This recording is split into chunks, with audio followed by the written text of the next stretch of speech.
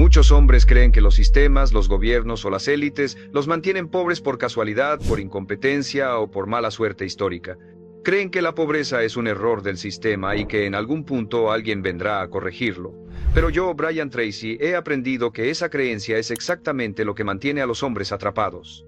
He aprendido que la pobreza no siempre se impone con cadenas visibles, sino con ideas repetidas, normalizadas y aceptadas como verdades incuestionables. Ideas que enseñan a obedecer antes que a pensar, a consumir antes que a construir, a buscar seguridad antes que libertad.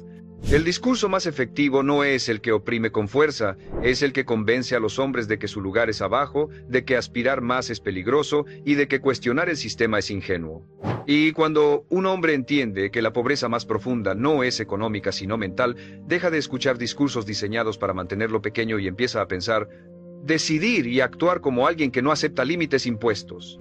La mayoría de los hombres nunca escucha este discurso de forma directa. No se pronuncia en escenarios ni se escribe en leyes visibles. Se filtra lentamente desde la infancia, desde la escuela, desde la cultura, desde frases que suenan responsables y bien intencionadas. He aprendido que el primer acto del discurso que mantiene pobres a los hombres comienza así. Enséñales a obedecer antes de entender. Desde pequeños se les entrena para cumplir instrucciones, no para cuestionarlas, para memorizar respuestas, no para formular preguntas, para adaptarse al sistema, no para analizar si ese sistema los beneficia. Y cuando un hombre aprende que pensar por cuenta propia es riesgoso, incómodo o castigado, empieza a delegar su criterio. Esa delegación es el inicio de la pobreza mental. He aprendido que el discurso no dice sé pobre, dice sé realista. No dice no aspires, dice no te ilusiones. No dice no pienses, dice no te compliques.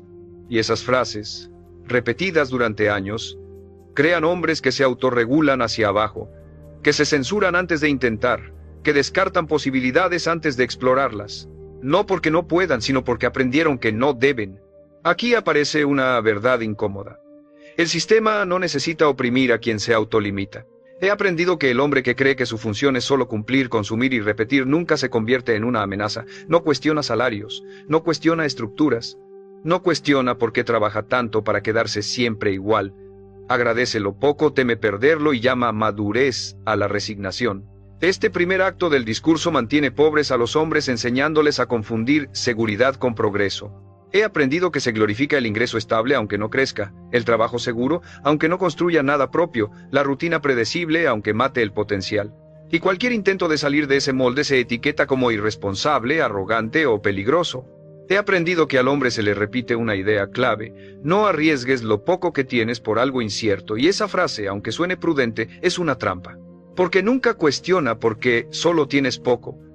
Nunca enseña a construir, solo a conservar. Y conservar sin crecer es una forma lenta de empobrecimiento. Este discurso también enseña a desconfiar del pensamiento independiente. He aprendido que se ridiculiza al que quiere aprender finanzas, al que quiere emprender, al que quiere entender cómo funciona el dinero. Se le llama soñador, ingenuo o ambicioso. Y así, la ambición que es solo deseo de crecimiento se convierte en algo moralmente sospechoso. El primer acto del discurso es silencioso, pero efectivo. Convierte el conformismo en virtud, hace que el hombre se sienta correcto por no intentar más, que se sienta superior por no complicarse, que critique al que se atreve, no porque esté equivocado, sino porque amenaza la narrativa que lo mantiene cómodo. He aprendido que aquí no se roba dinero, se roba dirección. No se quita salario, se quita visión. El hombre sigue trabajando, sigue esforzándose, sigue cansándose, pero nunca se pregunta hacia dónde va todo ese esfuerzo, y sin dirección cualquier esfuerzo termina siendo estéril. Este es el primer golpe del discurso que mantiene pobres a los hombres. Hazlos funcionales, no libres, útiles, no peligrosos, ocupados, no conscientes. Y mientras el hombre no cuestione ese rol, seguirá viviendo dentro de límites que nunca eligió, no porque sea incapaz, sino porque nunca le enseñaron que podía pensar distinto. Y ese es el comienzo de toda pobreza, que no se ve en la cuenta bancaria, pero sí en la forma de vivir. El segundo acto del discurso que mantiene pobres a los hombres se construye sobre una idea aún más peligrosa. Hazlos creer que el dinero es un tema sucio, ajeno o demasiado complejo para ellos. He aprendido que no se necesita prohibir la riqueza cuando se logra que los hombres la rechacen por sí mismos. Basta con asociarla con culpa, corrupción o egoísmo. Desde temprano se instala una narrativa moral. El dinero cambia a las personas. Los ricos algo malo hicieron. Querer ganar más es avaricia. Pensar en riqueza es materialismo. Y mientras esas ideas se repiten, el hombre aprende a sentirse incómodo con la prosperidad. No la estudia, no la persigue, no la entiende, la observa de lejos con desconfianza. He aprendido que este discurso es brillante en su crueldad, porque no dice no ganes dinero, dice sé buena persona. Y presenta esas dos cosas como opuestas. El hombre entonces elige ser moral antes que estratégico. Se enorgullece de su honestidad mientras ignora su ignorancia financiera. Trabaja duro, pero nunca aprende cómo funciona el dinero que gana. Aquí aparece una verdad incómoda.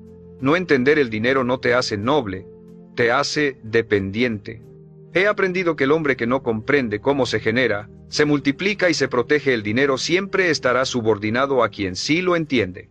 No importa cuán trabajador sea. No importa cuán íntegro se sienta. Sin conocimiento financiero siempre jugará en desventaja. Este segundo acto del discurso también insiste en una idea clave. Eso es solo para expertos. He aprendido que se presenta el mundo financiero como algo inaccesible, técnico, reservado para otros. El hombre común acepta esa barrera y se retira mentalmente. No pregunta, no investiga, no se forma. Y así, la ignorancia se normaliza. He aprendido que mientras el hombre no entiende el dinero, se le enseña a temerlo, a endeudarse sin estrategia, a gastar sin conciencia, a celebrar el consumo como recompensa. Y ese consumo constante se convierte en la válvula de escape perfecta para una vida que no avanza. Trabaja para pagar, paga para consumir, consume para olvidar. Este discurso también separa al hombre de la responsabilidad financiera personal. He aprendido que se le enseña a culpar al sistema, a la economía, a la inflación, a los jefes. Y aunque muchos de esos factores son reales, la narrativa se usa para justificar la inacción. El hombre se convierte en comentarista de su pobreza, no en arquitecto de su salida. Aquí hay otra verdad dura. Quien no entiende el dinero termina trabajando para el dinero de otros. He aprendido que el hombre que no estudia cómo funciona el capital siempre será usado como recurso. Su tiempo, su energía y su talento servirán para construir riqueza ajena. Y él llamará a eso vida normal. El segundo acto del discurso también glorifica el sacrificio estéril. He aprendido que se admira al hombre que trabaja toda su vida sin cuestionar, aunque nunca prospere. Se le llama honrado, responsable, ejemplar. Pero nadie le enseña a construir algo propio, a invertir, a pensar en activos, solo a resistir. Este acto mantiene pobres a los hombres porque los mantiene financieramente analfabetos y moralmente tranquilos. No sienten urgencia por aprender porque creen que no les corresponde. No sienten rabia porque creen que es lo correcto. Y esa calma falsa es el terreno perfecto para la dependencia permanente. He aprendido que aquí no se prohíbe el conocimiento, se ridiculiza. No se censura el interés por el dinero, se desprecia. Y el hombre, para no ser juzgado, elige no saber, no aprender, no crecer. Este es el segundo golpe del discurso. Separa al hombre del entendimiento del dinero y convéncelo de que eso es virtud.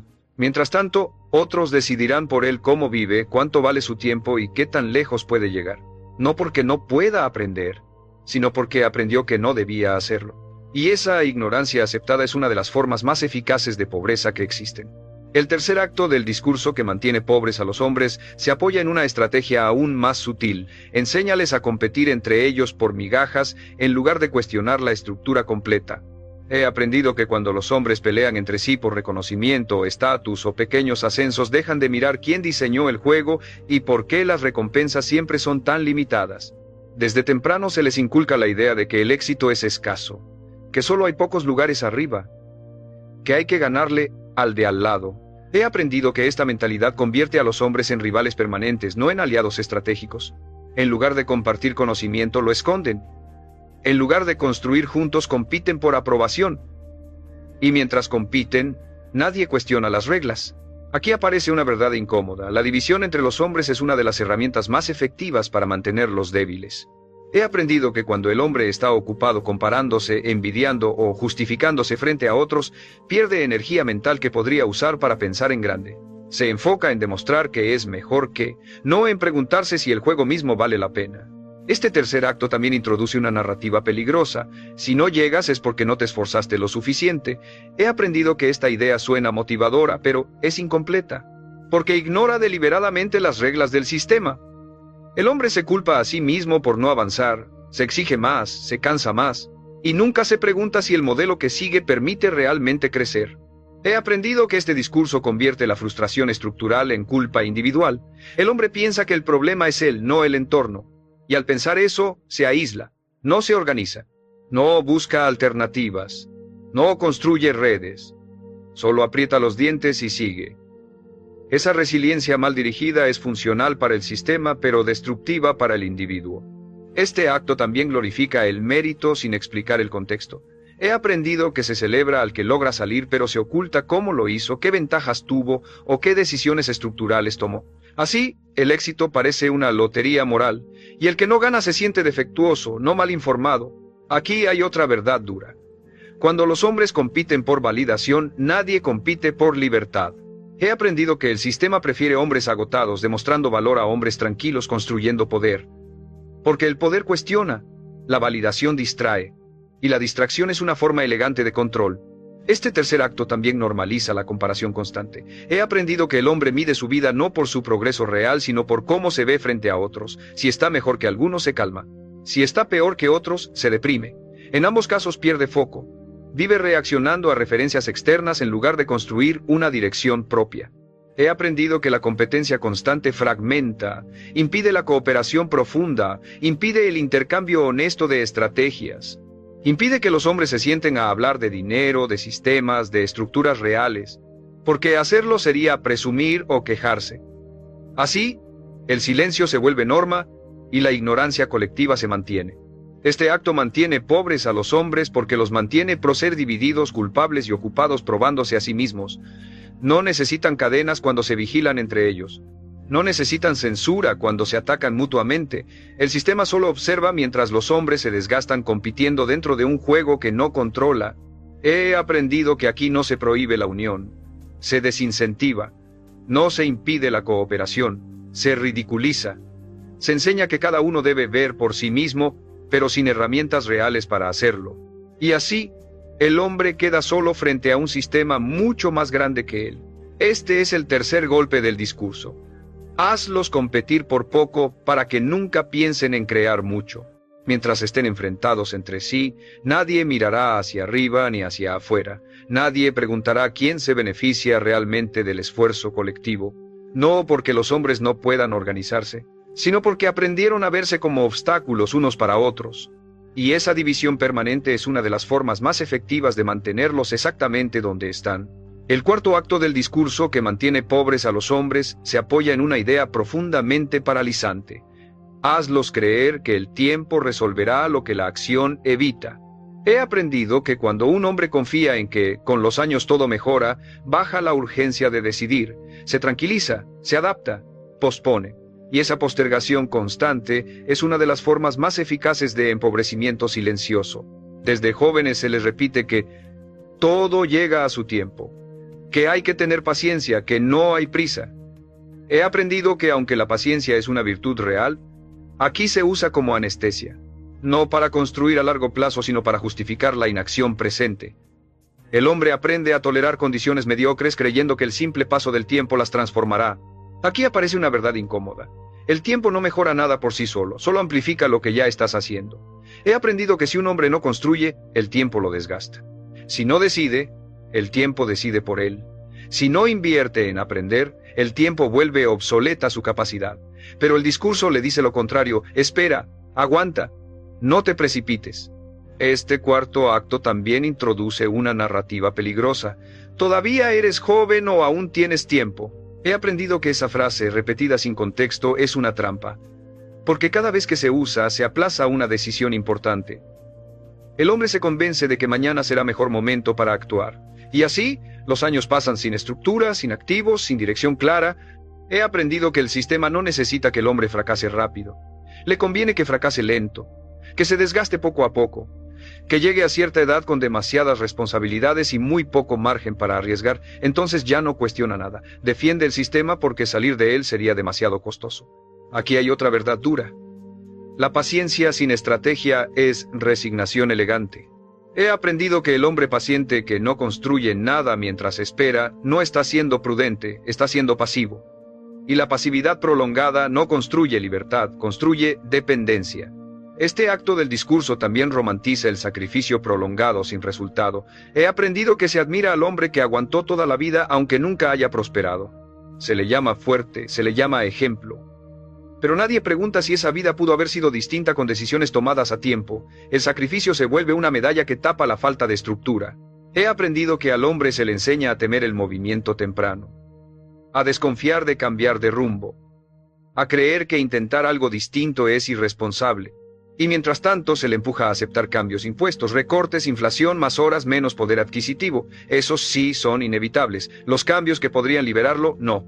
Este cuarto acto mantiene pobres a los hombres porque les roba la urgencia consciente, no la urgencia ansiosa, sino la claridad de que el tiempo es un recurso que no se negocia. El hombre vive como si siempre pudiera corregir después, sin entender que las decisiones importantes tienen ventanas, y cuando esas ventanas se cierran, ya no se vuelven a abrir igual. He aprendido que aquí no se prohíbe actuar, se diluye el momento de hacerlo. No se castiga la ambición, se pospone hasta que pierde fuerza, no se niega el potencial, se deja que se oxide. Este es el cuarto golpe del discurso. Convencer al hombre de que esperar es madurar, cuando en realidad muchas veces es rendirse sin decirlo. Y así, el hombre envejece creyendo que fue prudente, cuando en realidad fue paciente con un sistema que nunca tuvo intención de recompensarlo. No porque no hubiera oportunidades, sino porque siempre parecía que todavía había tiempo. Y ese todavía es uno de los instrumentos más silenciosos y efectivos para mantener a los hombres exactamente donde están. El quinto acto del discurso que mantiene pobres a los hombres se sostiene sobre una mentira especialmente cómoda. Hazlos creer que estar ocupados es sinónimo de avanzar. He aprendido que cuando un hombre se mantiene cansado, saturado y sin espacio mental, deja de cuestionar. La ocupación constante se convierte en anestesia. No resuelve nada, pero evita pensar. Desde temprano se glorifica al hombre ocupado, el que no para, el que siempre tiene algo que hacer. He aprendido que se le aplaude por echarle ganas, aunque su esfuerzo no construya nada duradero. Mientras esté ocupado, se asume que va por buen camino. Nadie le pregunta si ese camino lleva a algún lugar. Aquí aparece una verdad incómoda. La ocupación sin dirección es una forma de estancamiento altamente funcional. He aprendido que el hombre ocupado no tiene tiempo para aprender sobre dinero, sistemas o estructura. No porque no quiera, sino porque siempre está cansado. Llega a casa sin energía mental. El fin de semana lo usa para recuperarse, no para construir. Y así, el ciclo se repite. Este quinto acto del discurso es perverso porque no castiga al hombre, lo premia, le da reconocimiento social por sacrificarse, por aceptar más carga, por decir siempre que sí.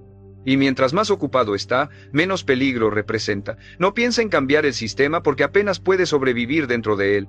He aprendido que el discurso no dice no pienses, dice no tienes tiempo. No dice no aprendas, dice estás muy cansado. Y ese cansancio constante se vuelve identidad. El hombre se define por lo agotado que está, por lo mucho que trabaja, por lo poco que duerme, y confunde sacrificio con progreso. Aquí hay otra verdad dura. El sistema no necesita que el hombre sea ignorante, necesita que esté exhausto. He aprendido que un hombre cansado no investiga, no planea, no arriesga, solo cumple, hace lo que tiene enfrente, apaga fuegos, vive reaccionando, y la reacción permanente es incompatible con la construcción de libertad. Este acto también introduce una trampa psicológica: la falsa productividad. He aprendido que llenar el día de tareas pequeñas crea la ilusión de avance. Correos, mensajes, pendientes, reuniones, todo se mueve, pero nada escala. El hombre siente que hizo mucho, pero su situación sigue igual. Y como se siente productivo, no ve la urgencia de cambiar. He aprendido que aquí no se roba tiempo, se roba atención profunda. El hombre ya no puede concentrarse lo suficiente para pensar en grande. Su mente está fragmentada. Salta de estímulo en estímulo. Cuando intenta reflexionar, se siente incómodo. Prefiere volver a estar ocupado. La ocupación se convierte en refugio. Este quinto acto mantiene pobres a los hombres porque los mantiene ocupados resolviendo lo urgente y alejados de lo importante.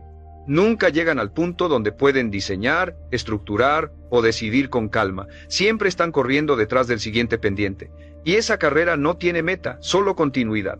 He aprendido que el discurso también enseña a sospechar del hombre que no está ocupado. Se le llama flojo, privilegiado o irresponsable. Nadie se pregunta si simplemente diseñó su vida de otra manera. Así, el hombre ocupado desprecia la calma porque la asocia con peligro, y se encierra voluntariamente en la jaula del hacer constante. Este es el quinto golpe del discurso. Mantén al hombre cansado para que nunca tenga la energía de pensar en salir. Mientras esté agotado, agradecerá tener trabajo. Mientras esté ocupado, no preguntará por qué trabaja tanto para quedarse igual. No porque no sea inteligente, sino porque nunca tiene el espacio mental para usar esa inteligencia a su favor. Y así, día tras día, el hombre sigue ocupado, pero no libre. El sexto acto del discurso que mantiene pobres a los hombres se construye sobre una manipulación emocional profunda. Hazlos creer que cuestionar es ingratitud. He aprendido que cuando un hombre empieza a preguntarse por qué trabaja tanto y avanza tan poco, el sistema no responde con argumentos, responde con culpa. Se le recuerda que hay otros peor, que debería agradecer, que no es momento de quejarse, y así, la duda legítima se transforma en vergüenza. Este acto es especialmente efectivo porque no prohíbe pensar. Castiga moralmente al que piensa. He aprendido que el hombre que cuestiona salarios, horarios o estructuras es etiquetado como inconforme, conflictivo o poco humilde. Se le dice que no valora lo que tiene, y el miedo a ser visto así lo lleva a callar. No porque esté convencido, sino porque no quiere cargar con el juicio social. Aquí aparece una verdad incómoda. La gratitud mal entendida es una herramienta de control. He aprendido que agradecer no debería implicar aceptar injusticia ni estancamiento. Pero el discurso mezcla ambas cosas. Te enseña que si estás agradecido no debes aspirar a más. Que querer mejorar es una traición a lo que recibiste. Y así, el hombre se autolimita por miedo a parecer desleal. Este sexto acto también enseña a confundir respeto con obediencia. He aprendido que se presenta la autoridad como incuestionable. El jefe, la empresa, la institución, saben más. El hombre aprende a asumir que su papel es ejecutar, no entender, y cuando no entiendes el sistema en el que vives, dependes completamente de él. He aprendido que este discurso no dice, no preguntes, dice, confía. Pero esa confianza no es recíproca. El sistema no confía en el hombre para decidir, solo para cumplir. Y cuando el hombre confía ciegamente sin comprender, renuncia a su criterio. Esa renuncia es una forma silenciosa de empobrecimiento. Aquí hay otra verdad dura. El hombre que no cuestiona termina defendiendo lo que lo limita. He aprendido que con el tiempo empieza a justificar el sistema, a explicar por qué así son las cosas, a atacar a quien intenta salir, no porque el sistema sea justo, sino porque admitir lo contrario sería aceptar que desperdició años sin necesidad. Este acto también convierte la lealtad en una jaula. He aprendido que se premia al hombre que se queda aunque no crezca, que no se mueve, que no incomoda. Se le llama fiel. Pero esa fidelidad no construye patrimonio, ni criterio, ni libertad. Construye dependencia emocional a una estructura que no tiene obligación de cuidarlo. He aprendido que el discurso utiliza el miedo al rechazo para mantener el orden. El hombre teme ser señalado como problemático. Teme perder su lugar. Teme quedar fuera. Y ese temor lo vuelve dócil, no porque sea débil, sino porque necesita pertenecer. El sistema explota esa necesidad. Este sexto acto mantiene pobres a los hombres porque les roba el derecho psicológico a preguntar, ¿esto me conviene? Les enseña a evaluar su vida desde la moral impuesta, no desde el resultado real. Y cuando el hombre deja de evaluar resultados, deja de corregir el rumbo. He aprendido que aquí no se prohíbe la ambición, se la disfraza de deslealtad. No se niega la injusticia, se la normaliza con discursos de agradecimiento. Y el hombre, para no sentirse culpable, elige no mirar. Este es el sexto golpe del discurso. Haz que el hombre sienta culpa por pensar en sí mismo. Mientras confunda aspirar con traicionar, nunca se moverá. Mientras crea que cuestionar es ser ingrato, aceptará cualquier condición con la cabeza baja. No porque no vea el problema, sino porque le enseñaron que verlo estaba mal. Y esa culpa silenciosa es una de las cadenas más fuertes que existen. El séptimo acto del discurso que mantiene pobres a los hombres se sostiene sobre una idea aparentemente razonable pero profundamente corrosiva. Hazlos creer que la estabilidad es el máximo objetivo de la vida. He aprendido que cuando un hombre confunde estabilidad con plenitud, deja de crecer.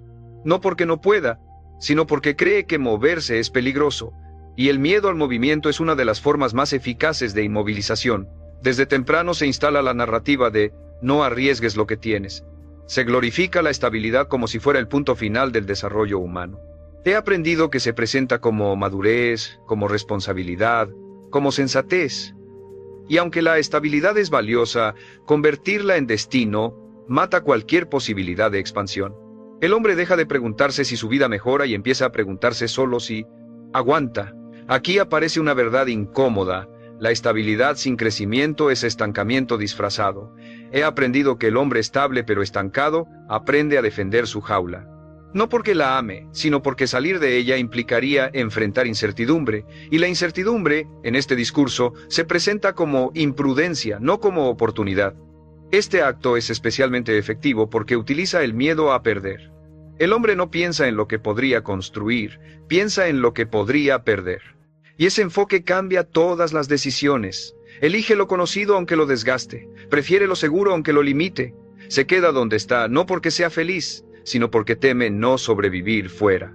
He aprendido que el discurso no dice no cambies, dice sé responsable, y esa palabra se usa como arma, se le recuerda al hombre sus obligaciones, sus dependientes, sus compromisos, y aunque todo eso es real, se usa para paralizar cualquier intento de rediseñar la vida.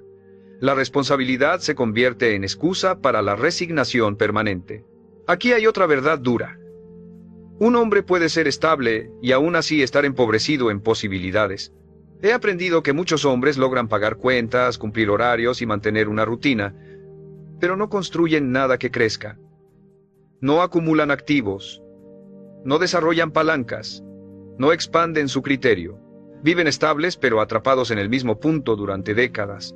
Este séptimo acto también enseña a temer el error. He aprendido que el hombre es educado para evitar equivocarse, no para aprender de ello. El error se castiga socialmente, se ridiculiza, se convierte en vergüenza, y así, el hombre elige no intentar nada que pueda fallar. Prefiere una estabilidad mediocre a una posibilidad incierta. He aprendido que el sistema no necesita hombres valientes, necesita hombres previsibles, hombres que no cambian de rumbo, que no cuestionan, que no prueban alternativas. La estabilidad mal entendida produce exactamente eso, previsibilidad absoluta. Y lo previsible es fácil de administrar, de usar y de reemplazar. Este acto mantiene pobres a los hombres porque les roba la disposición a moverse. No a moverse impulsivamente, sino estratégicamente. A asumir riesgos calculados. A invertir en algo que no garantice resultados inmediatos. El hombre estable se convierte en conservador de su propia limitación. He aprendido que aquí no se niega el crecimiento, se pospone indefinidamente. Más adelante, cuando sea el momento, cuando esté más seguro, y ese momento casi nunca llega porque la seguridad total no existe. El hombre envejece esperando sentir la certeza que nunca aparece. Este es el séptimo golpe del discurso. Convencer al hombre de que mantenerse igual es una virtud superior a transformarse. Y así, el hombre aprende a medir su vida por lo que no perdió, no por lo que construyó. No porque no tenga potencial, sino porque le enseñaron que proteger lo poco era más importante que crear algo más grande. Y ese miedo constante a perder es una de las formas más silenciosas y duraderas de pobreza que existen. El octavo acto del discurso que mantiene pobres a los hombres se apoya en una manipulación aún más profunda. Hazlos creer que su valor personal depende de la aprobación externa. He aprendido que cuando un hombre mide su valía por lo que otros piensan de él, pierde la capacidad de decidir con libertad. Cada elección se convierte en un cálculo social, cada paso fuera del molde genera miedo. Y ese miedo es una forma silenciosa de control.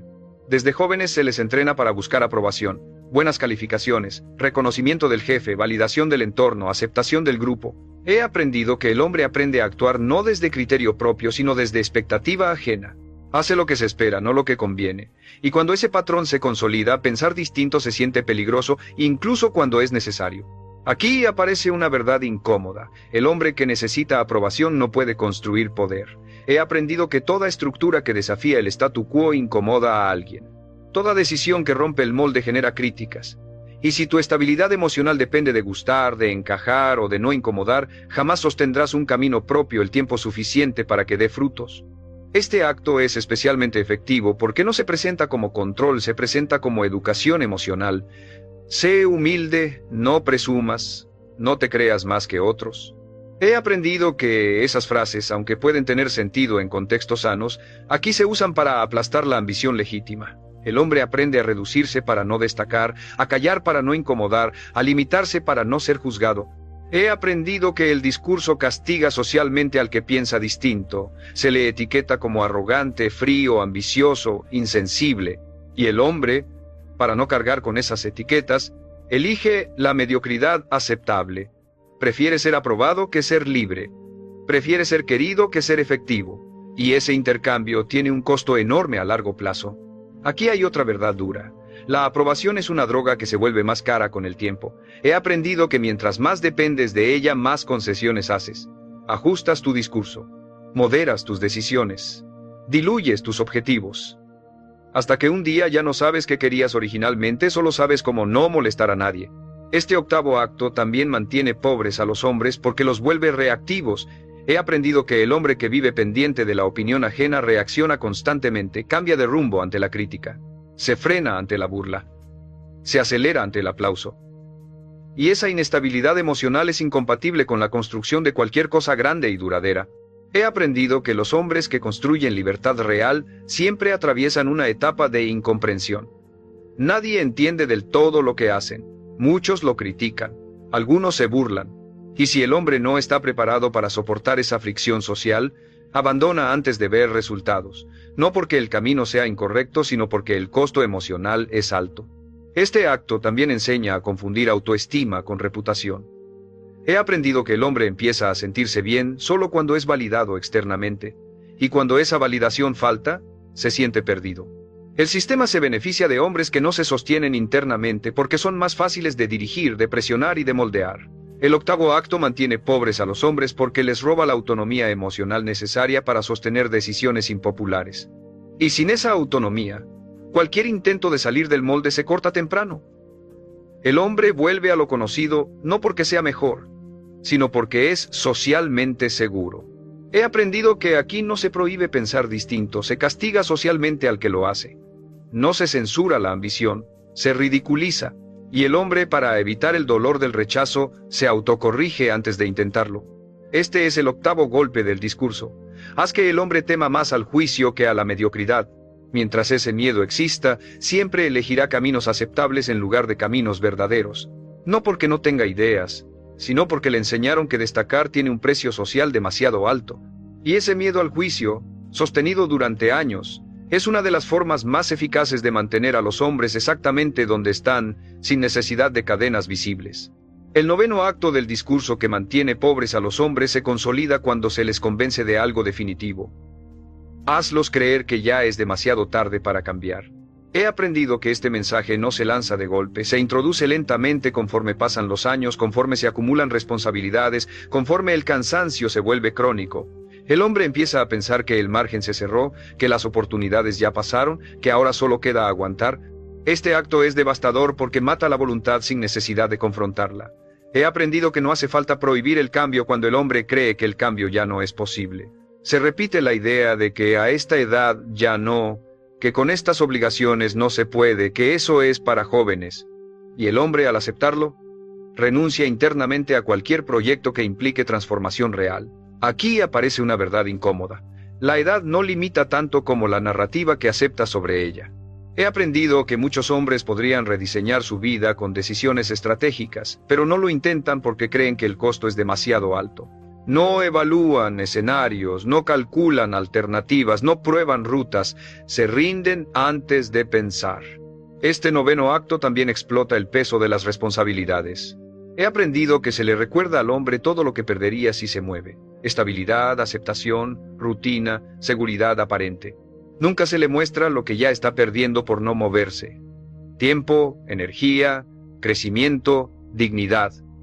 El miedo a perder lo conocido eclipsa el costo silencioso de quedarse igual. He aprendido que este discurso transforma la prudencia en parálisis. El hombre se convence de que ser responsable es no cambiar nada. de que cuidar a otros implica olvidarse de sí mismo. Y así, su vida se convierte en una sucesión de renuncias justificadas. No renuncia porque quiera, renuncia porque cree que debe. Aquí hay otra verdad dura. El sistema no necesita que el hombre crea que puede ganar. Le basta con que crea que ya no puede empezar. He aprendido que cuando el hombre acepta esa idea, deja de aprender, deja de intentar, deja de invertir en sí mismo. Vive en modo mantenimiento. Y el modo mantenimiento no construye futuro, solo prolonga el presente.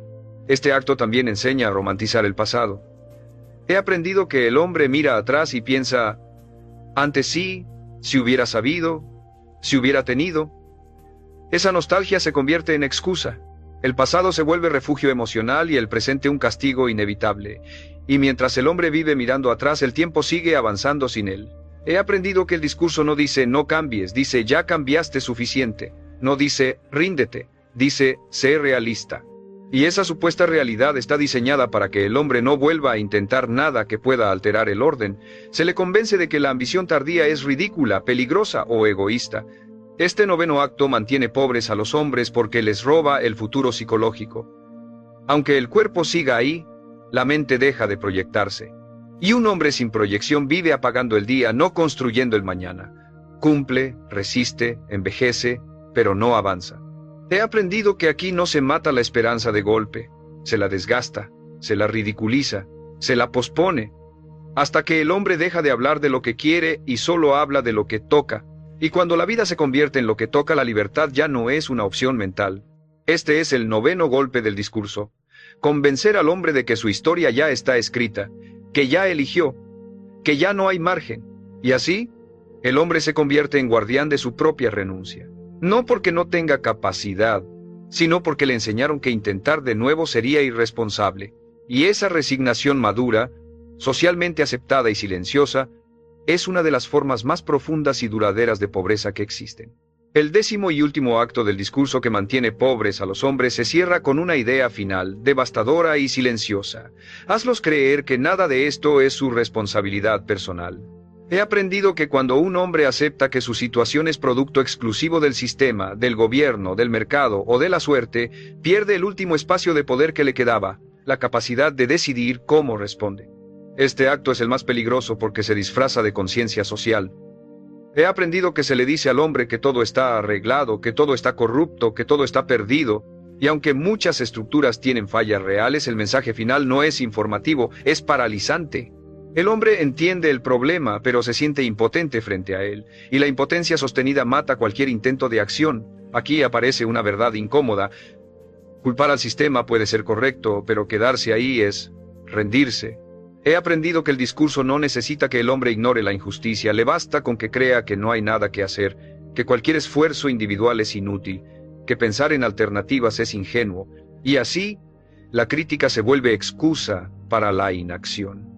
He aprendido que este acto convierte al hombre en espectador de su propia vida. Opina, analiza, se indigna, pero no construye. Vive comentando lo que no funciona mientras su tiempo se consume.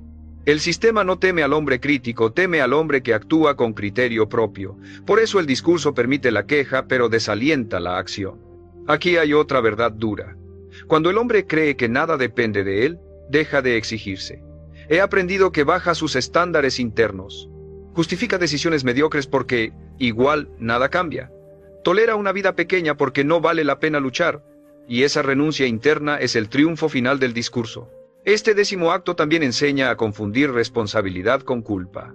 He aprendido que asumir responsabilidad no significa negar las dificultades externas, significa reconocer que aún dentro de ellas siempre hay decisiones posibles. Pero el discurso presenta cualquier intento de responsabilidad personal como insensibilidad o arrogancia. El hombre aprende que hacerse cargo es no entender la realidad. Y así, elige no hacerse cargo. He aprendido que aquí se completa el círculo. El hombre obedece, ignora el dinero, compite con otros, espera que el tiempo arregle todo, se mantiene ocupado, siente culpa por cuestionar, se aferra a la estabilidad, busca aprobación, cree que ya es tarde, y finalmente concluye que nada depende de él. En ese punto ya no hace falta vigilarlo, se autorregula hacia abajo, Este acto mantiene pobres a los hombres porque les quita la última chispa peligrosa, la agencia personal. La idea de que, incluso en un sistema imperfecto, un hombre puede pensar, aprender, organizarse y construir algo distinto. El discurso necesita apagar esa idea para funcionar a largo plazo. He aprendido que aquí no se prohíbe la libertad, se la declara imposible. No se niega el cambio, se lo presenta como inútil. Y el hombre, cansado, resignado y cargado de justificaciones, acepta una vida que nunca eligió conscientemente. Este es el cierre real del discurso «Manténlos pobres». Haz que entiendan el problema, haz que hablen del problema, haz que se indignen con el problema, pero nunca permitas que crean que pueden salirse de él, no porque no puedan, sino porque dejaron de creer que valía la pena intentarlo. Y cuando un hombre pierde esa creencia, la pobreza deja de ser una condición económica y se convierte en una forma de vivir, una forma ordenada, aceptada y defendida por quienes ya no recuerdan que alguna vez pudieron pensar distinto. Ahí termina el discurso. Y ahí, si el hombre despierta, también puede empezar a romperlo.